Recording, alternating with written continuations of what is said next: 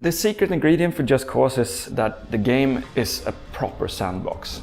It's there to have fun with, and Rico is always is like the what do you say, the bucket and the shovel. That he's the tool. Just Cause gives you an unprecedented amount of freedom, and we are trying to polish that feeling of joy. And we already had the core. We knew the mechanics worked. What we really needed to do is just bring that out and make it even bigger. The combination in Just Cause 2 between the grapple hook and the parachute to be able to slingshot through the world, that was just awesome. Suddenly navigation is just fun. So we took that to a different level, saying, all right, we're gonna add a wingsuit that you can also grapple with. So now you can slingshot in a wingsuit. So you have a whole other menu of navigational features to get through. We want to push the verticality in combat, in gameplay, in navigation, in world design. That is like the center of the bullseye for us. To get the player to get comfortable being in the air, I think Just Cause really shines like that. And the sense of freedom and just openness is a different scale. And we go for huge open worlds. So Just Cause 2 is already enormous.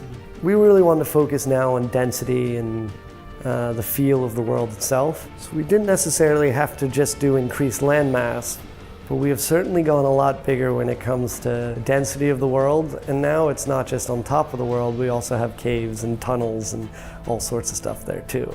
We love creating these absolutely beautiful worlds, and this time around we're in the Mediterranean, and then just basically f them up. That's what makes Just Cause so much fun. Now when you pull down a statue, it'll shatter into all these pieces. You can blow yourself through walls, you can tumble huge spires down, enormous radar dishes. So you can imagine being chased by a convoy, you can turn around and destroy the entire bridge that they're on behind you, and the whole thing will crumble and shatter underneath it. Now that is the scale of destruction that we're after, not really breaking a hole in the wall, I mean, you can set up scenes that are the biggest action movie scenes you can imagine. I cannot wait for people to use the new share features on new consoles. Those videos are going to be just awesome.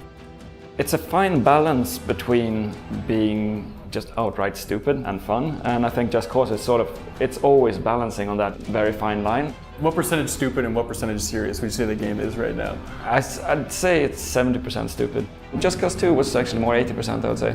What we've done in JC3 is actually that we have a new story that is a little more serious. Rico is going back to his childhood days in Medici. I think it's time the players get to know Rico. I think we owe that to Rico. I mean, he's been through 2 games now. The first game he was just a mumbling idiot. With that said, it's not a story-driven game. It's always the sandbox that comes first. I think a lot of people try to be great at being filmmakers when they're game makers. We should embrace the goodness of what our craft is. As long as we stay focused on giving the power into the player's hands, I think we're doing what we should be doing. Do you ever question the need for a story period in this type of game? Like, what if you just drop players in? Yeah, many times. What do you think the benefit of having a story is then? I mean, people like to hear a story. I mean, in JC2, I think the main part of all our players didn't even finish all the story missions. The story was absolutely great in Just Cause 2, we just did a shitty job of presenting it. The script is absolutely amazingly cool, but everybody likes to hear a good story. I think you need a backbone, a reason for what you're doing in the world. We're not a story-driven game. We don't hammer you through a highly scripted experience. The story gives you the ability to learn how to use your tools in a great way. And then hopefully you'll be like, oh, that's awesome. Can I do that somewhere else? Yep, you can do it somewhere else. Everything that you learn can interact with every other system. When you learn how to dual tether something, you can start thinking to yourself, can I dual tether a helicopter to a car and lift the car in the air?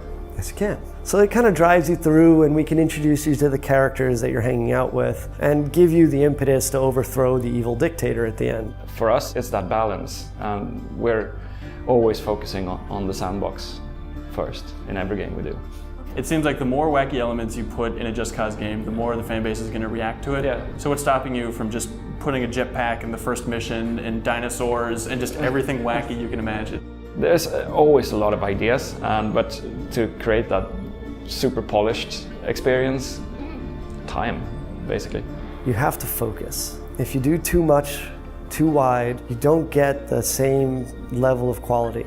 But obviously, I mean, it's a game where it inspires designers and players to come up with all these ideas. So again, we'll work with the community once the game is out, and maybe we'll see dinosaurs, we'll see elephants, Far Cry is already stolen those. But wherever it might be. The modding community has always been something spectacular in all games, and any game that gets the love of the modding community is already in a good spot. A game that's all about the sandbox, really in a good spot. I'll never get sick of Just Cause. It's always in my head, Just Cause. And I mean, I got ideas how I would like to expand the franchise even further. I mean, Christopher and I work a lot together and looking at the franchise, and he's keeping a very close eye. I mean, it's his heart and soul. You know, this is how Avalanche started, was with Just Cause. So it's been a pretty big responsibility to be kind of offered that. I think it's going to give a big boost to all of us to finally be able to show what we've been working on, and we're real proud of where we've gotten to. It's been a lot of work, and we've had a lot of fun doing it, and I think when a team has a lot of fun, it tends to show through in the game.